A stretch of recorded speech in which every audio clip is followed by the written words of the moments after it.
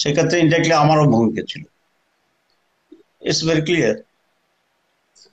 জি, সহায়তা, সেখানে মুক্তিযোদ্ধাদের সহায়তায় আপনারও ভূমিকা ছিল। কিন্তু জামাত অফিসিয়ালি মুক্তিযুদ্ধের সময় যে ভূমিকায় ছিল সেটি কি সঠিক ছিল নাকি ছিল না? আপনি সেটি এক লাইনে শুনে আমি পরের প্রশ্নে যাই। এই বিষয়ে আমি তো আমার যে বক্তব্য দিছি এখানেই আমি আছি। মানে এখানে কি এক লাইনে কোনো উত্তর দিবেন নাকি আমি পরের প্রশ্নে চলে যাব? না, আমি তো আমার বক্তব্য এখানে লাইনে শেষ করছি জি। আচ্ছা, হ্যাঁ আর নায়ক উত্তরটা চাচ্ছিলাম যে সঠিক ছিল, ছিল না।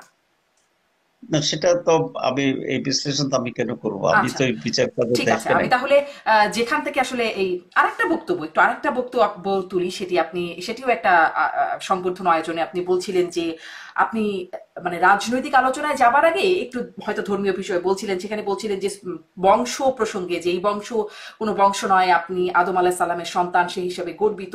এই প্রসঙ্গেই আপনি বলছিলেন যে বাকিদের জিজ্ঞাসা করছিলেন যে আপনাদের গর্ব হয় না, সবাই সমস্বরে বলছিলেন গর্ব হয়।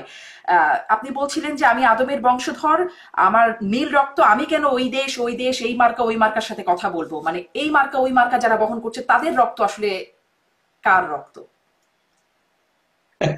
সেটা আমি আমি যেটা বুঝাতে চেয়েছি জি। সেটা হচ্ছে, আমরা পৃথিবীর প্রথম যিনি সভ্য মানুষ হযরত আদম, আমরা আদমের বংশধর, তো আদমের তো সকলেই হুম। বংশধর। আমি এই ওই যাই শব্দ বলি, হুম। সকল মানুষই তো আদমের বংশধর হয়ে আসছে। জি, তাহলে এই আমি মার্কা ওই যেটা, মার্কার সাথে কথা বলতে সমস্যা কি? কেন বলবো এটা বলছেন তো, তাই জিজ্ঞাসা করছিলাম।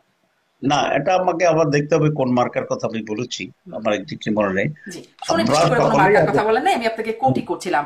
আমি কেন এই দেশ ওই দেশ এই মার্কা ওই মার্কার সাথে কথা বলবো, এই ছিল আপনার বক্তব্য। আমি I am not very clear of this. আচ্ছা, ঠিক আছে, এটাও। এখন একটু আসি যে আপনাদের যে জাতিসংঘের সফর, যেখান থেকে আসলে আলোচনা বা আপনাদের সংবর্ধনা আয়োজনে আপনাদের বক্তব্যগুলো নিয়ে কথা বলছিলাম। আহ, একদম শুরু করি। এই সফর নিয়ে অনেক আলোচনা আছে, নজিরবিহীন ভাবে মানে বাংলাদেশ থেকে রাজনৈতিক দলের নেতারা আসেন।